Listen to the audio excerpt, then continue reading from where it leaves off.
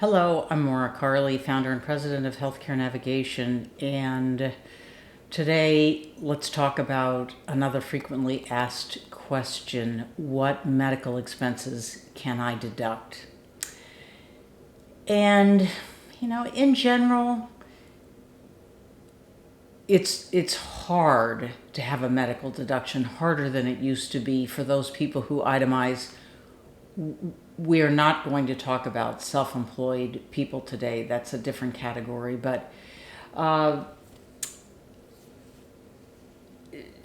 in order to deduct, your medical and dental expenses are supposed to exceed 7.5% of your adjusted gross income for the year. And that can certainly happen if you're a rather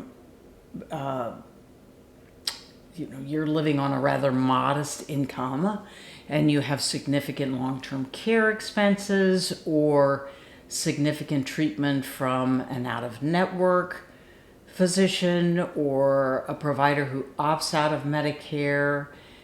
But for people of higher income levels, that's very difficult to achieve. And I would just say, if your accountant is asking you to list every medical expense you had over the course of the year, you might want to push back and say, let's see what the adjusted gross income number is and what 7.5% of that would be, to see if it's worthwhile. But some people like to do that, and that's fine. We, in the printed copy, will include the link to the IRS page that lists what's acceptable, and most of it isn't a big surprise. I mean, sometimes it is. Here's one of the many bullet points. Amounts paid for admission and transportation to a medical conference relating to a chronic illness of you, your spouse, or your dependent, parentheses, if the costs are primarily for an essential to necessary medical care.